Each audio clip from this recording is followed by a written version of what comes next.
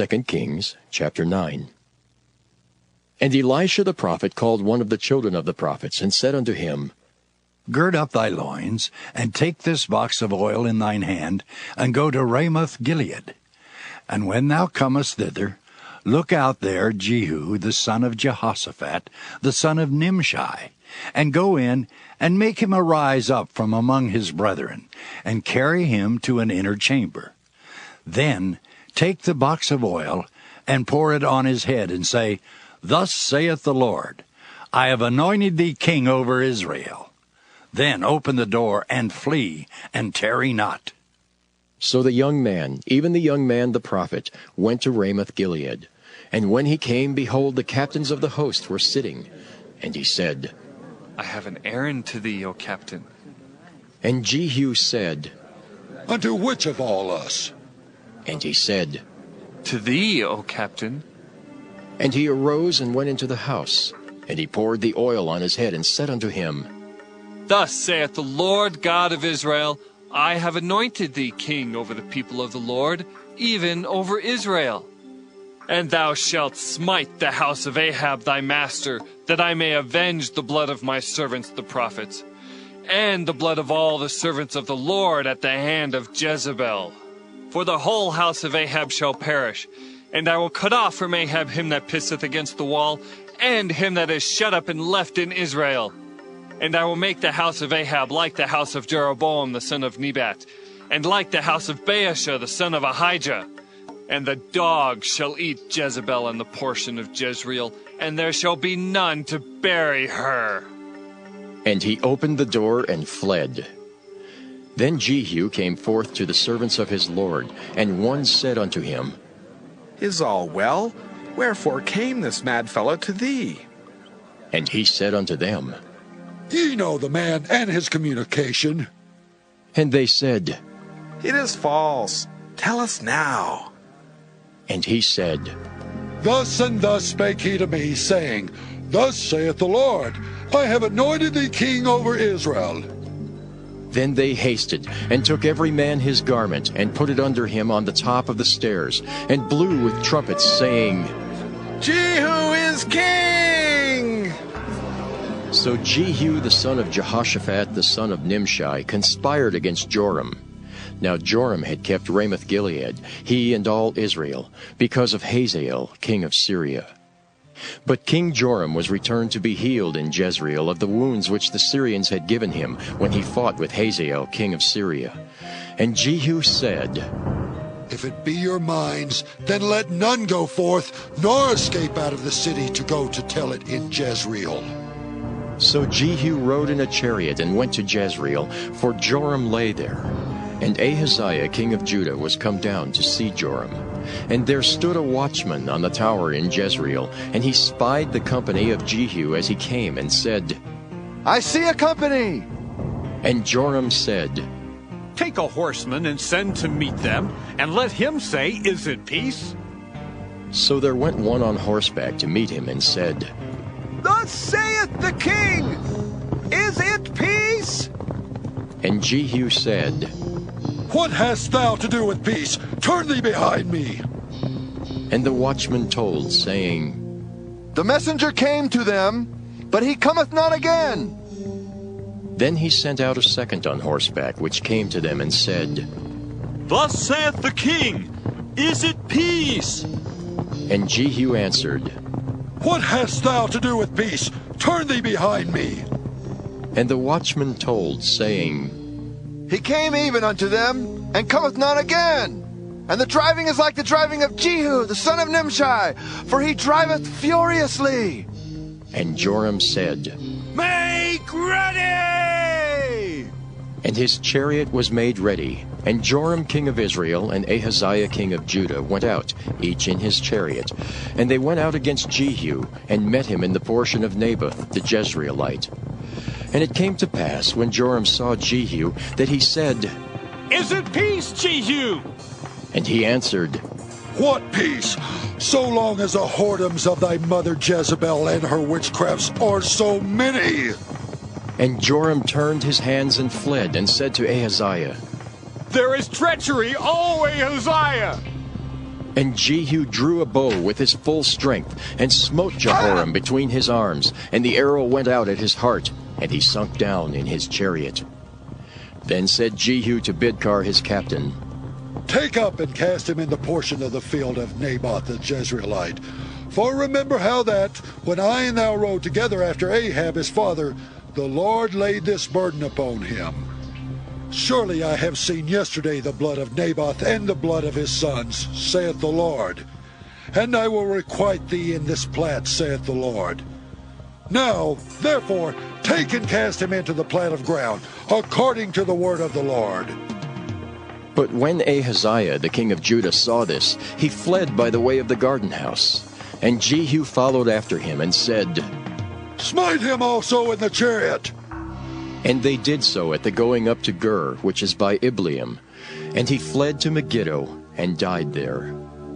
And his servants carried him in a chariot to Jerusalem, and buried him in his sepulchre with his fathers in the city of David.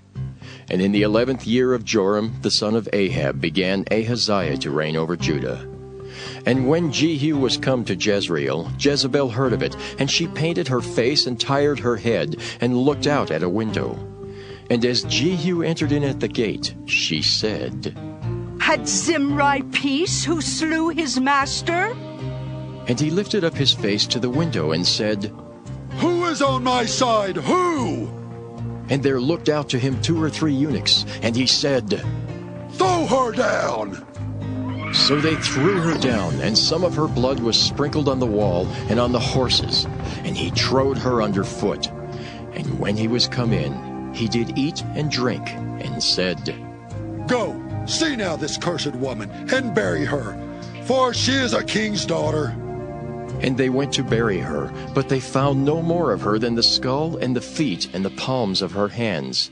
Wherefore they came again and told him, and he said, This is the word of the Lord, which he spake by his servant Elijah the Tishbite, saying, In the portion of Jezreel shall dogs eat the flesh of Jezebel, and the carcass of Jezebel shall be as dung upon the face of the field in the portion of Jezreel, so that they shall not say, This is Jezebel. Jeremiah chapter 32. Then came the word of the Lord unto Jeremiah, saying, Behold, I am the Lord, the God of all flesh. Is there anything too hard for me? Therefore, thus saith the Lord, Behold, I will give the city into the hand of the Chaldeans, and into the hand of Nebuchadrezzar king of Babylon, and he shall take it.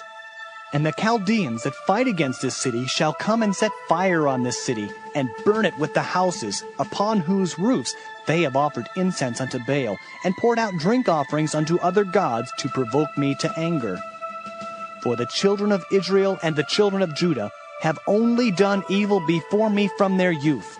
For the children of Israel have only provoked me to anger with the work of their hands, saith the Lord.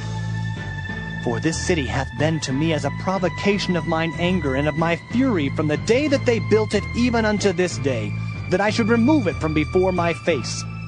Because of all the evil of the children of Israel and of the children of Judah, which they have done to provoke me to anger, they, their kings, their princes, their priests and their prophets, and the men of Judah and the inhabitants of Jerusalem. And they have turned unto me the back and not the face, though I taught them, rising up early and teaching them, yet they have not hearkened to receive instruction. But they set their abominations in the house, which is called by my name, to defile it. And they built the high places of Baal, which are in the valley of the son of Hinnom, to cause their sons and their daughters to pass through the fire unto Molech, which I commanded them not. Neither came it into my mind that they should do this abomination, to cause Judah to sin.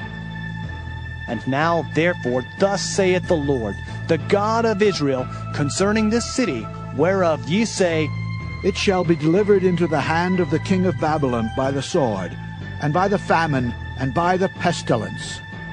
Behold, I will gather them out of all countries whither I have driven them in mine anger, and in my fury, and in great wrath. And I will bring them again unto this place, and I will cause them to dwell safely. And they shall be my people, and I will be their God. And I will give them one heart and one way, that they may fear me forever, for the good of them and of their children after them. And I will make an everlasting covenant with them, that I will not turn away from them to do them good. For I will put my fear in their hearts, that they shall not depart from me. Yea, I will rejoice over them to do them good, and I will plant them in this land assuredly with my whole heart and with my whole soul. For thus saith the Lord, like as I have brought all this great evil upon this people, so will I bring upon them all the good that I have promised them. And fields shall be bought in this land, whereof ye say, It is desolate without man or beast. It is given into the hand of the Chaldeans. Men shall buy fields for money, and subscribe evidences, and seal them, and take witnesses in the land of Benjamin, and in the places about Jerusalem, and in the cities of Judah, and in the cities of the mountains, and in the cities of the valley, and in the cities of the south. For I will cause their captivity to return, saith the Lord. Hebrews 11. By faith, Abraham, when he was tested, offered up Isaac, and he who had received the promises was in the act of offering up his only son, of whom it was said, Through Isaac shall your offspring be named. He considered that God was able even to raise him from the dead, from which, figuratively speaking, he did receive him back. By faith, Isaac invoked future blessings on Jacob and Esau. By faith, Jacob, when dying, blessed each of the sons of Joseph, bowing in worship over the head of his staff. By faith, Joseph, at the end of his life, made mention of the exodus of the Israelites and gave directions concerning his bones.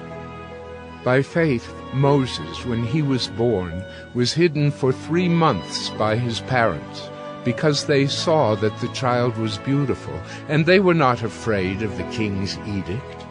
By faith, Moses, when he was grown up, refused to be called the son of Pharaoh's daughter, choosing rather to be mistreated with the people of God than to enjoy the fleeting pleasures of sin. He considered the reproach of Christ greater wealth than the treasures of Egypt, for he was looking to the reward. By faith he left Egypt, not being afraid of the anger of the king, for he endured as seeing him who is invisible. By faith he kept the Passover and sprinkled the blood, so that the destroyer of the firstborn might not touch them. By faith the people crossed the Red Sea as on dry land, but the Egyptians, when they attempted to do the same, were drowned. By faith the walls of Jericho fell down after they had been encircled for 7 days. By faith Rahab the prostitute did not perish with those who were disobedient, because she had given a friendly welcome to the spies. And what more shall I say? For time would fail me to tell of Gideon, Barak, Samson, Jephthah, of David and Samuel and the prophets, who through faith conquered kingdoms, enforced justice, obtained promises, stopped the mouths of lions, quenched the power of fire, escaped the edge of the sword, were made strong out of weakness, became mighty in war, put foreign armies to flight. Women received back their dead by resurrection. Some were tortured, refusing to accept release, so that they might rise again to a better life. Others suffered mocking and flogging, and even chains and imprisonment. They were stoned, they were sawn in two, they were killed with the sword. They went about in skins of sheep and goats, destitute, afflicted, mistreated, of whom the world was not worthy, wandering about in deserts and mountains, and in dens and caves of the earth. And all these, though commended through their faith, did not receive what was promised, since God had provided something better for us, that apart from us they should not be made perfect.